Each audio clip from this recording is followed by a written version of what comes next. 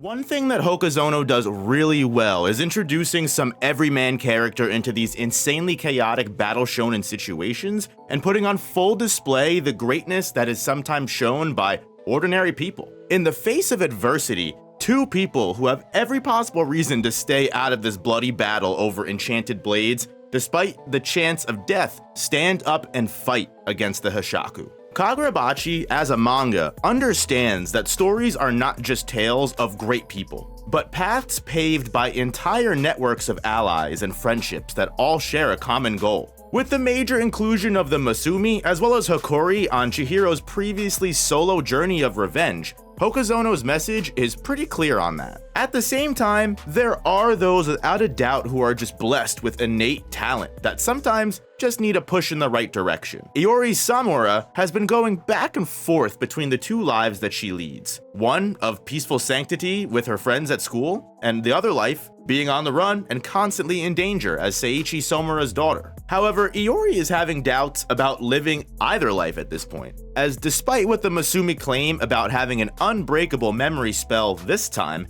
it does seem a little hard to believe, considering we have to imagine that's exactly what the Masumi thought the last time they sealed her memory. But the Hashaku know who she is now. And no matter how well they attempt to hide Iori, there's always a chance that this could just happen again. And it's not like the Hashaku are afraid to look for her out in the open or do things stealthily. I mean, they were literally about to slaughter all of the male students at Iori's high school because there's no chance that they would be her, and then they were just going to be nice enough to simply pluck the girls off one by one just to check their DNA, just to make sure first. If Iori lives as Somura's daughter, she'll be under constant protection and surveillance by the Masumi, putting the Masumi's lives in danger, just as she kind of is now, as Kuguri, that traditional swordsman Hashaku member that fought Chihiro earlier, arrives at the rooftop with an army of low-ranking thugs at his disposal. Iori realizes that no matter where she is, as Somura's daughter, as an ordinary schoolgirl,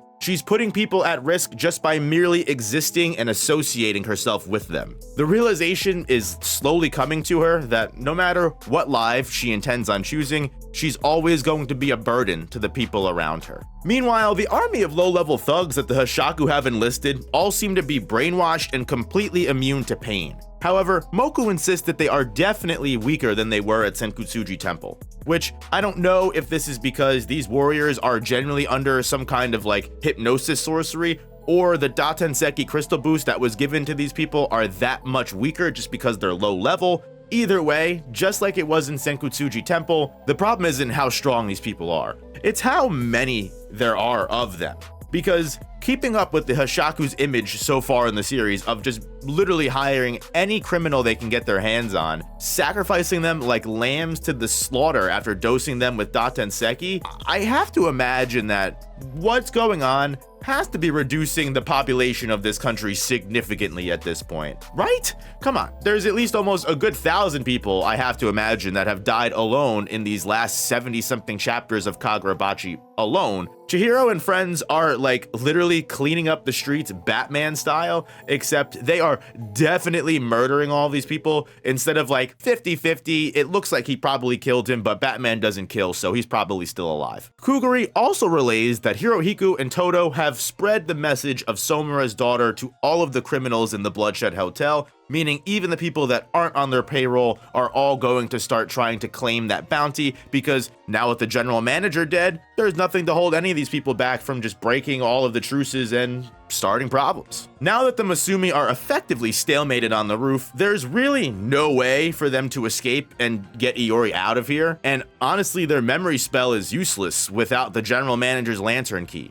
I mean, let alone that the Hashaku are right here looking at her as we speak, but it's very clear that they are all going to be overrun by this endless horde of Hashaku zombies eventually. That is, until Ikora, that weird boy from Iori's high school, shows up with that lantern key at the right moment, and he declares he needs Iori back at school with him, and that he's willing to do anything, even get covered in scars like Chihiro, if it means he can save her. We get a small glimpse of a flashback of Iori being enrolled into the local school and having an assigned seat next to this boy Ikora. And based on the mean girls who talk a bunch of shit on him, calling him weird and stuff, it's made very apparent that this man is an outcast and is often bullied or ignored by his peers. This girl warns Iori not to talk to Ikora, and despite all of this, she still goes right up and introduces herself to him, considering him a friend to her almost immediately, and at the very least, viewing Ikora as a goddamn person, right? Which is more than can be said about all these other kids. In his own weird and self-important way,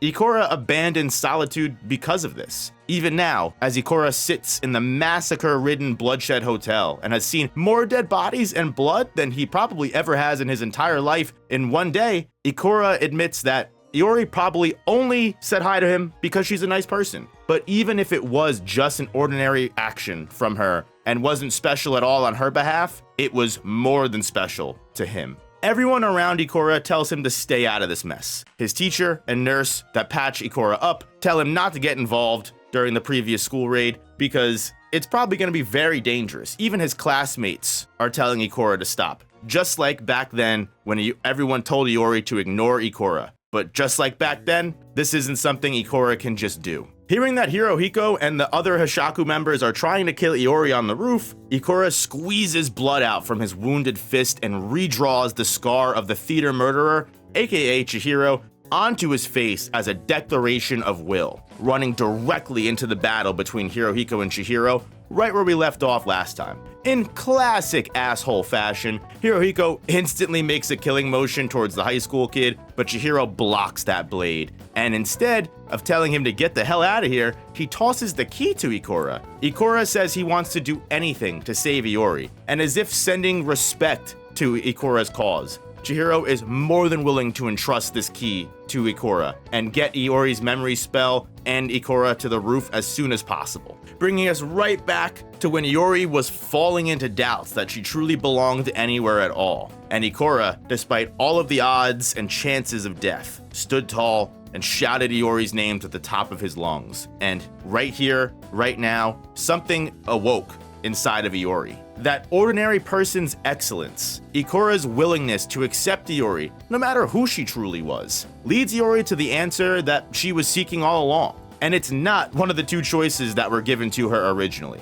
She is not gonna go back to being Somura's helpless daughter that needs to be protected. But she's also not going to forget her past and potentially put all of her friends at risk. Iori's answer is an answer deserving of a Somura. In the briefest of seconds, Iori's mental spell shatters entirely, freeing herself from the Masumi's restrictions and allowing her to tap into some kind of latent power that was kept dormant within her. As she springs into action, Iori immediately grabs a sword and uses it to block the Hashaku's attacks on Ikora. Iori will not be putting anyone else in danger. Instead, she herself is going to fight and protect her right to live that ordinary life. Not as some fake figment of her previous self. She doesn't need to pick a life. Instead, what makes the most sense to Iori right now is to accept both sides of herself. All of her, after all. As Chihiro said originally, there is no right answer to any of this. Now that she's going to be living both lives, I honestly have no idea what to expect from Iori and where her awakening is going to go from here. But honestly,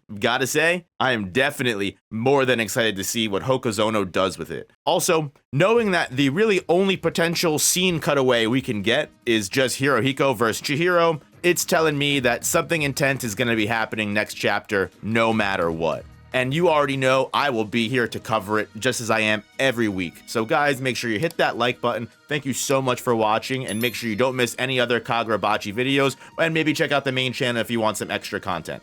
Peace, peace.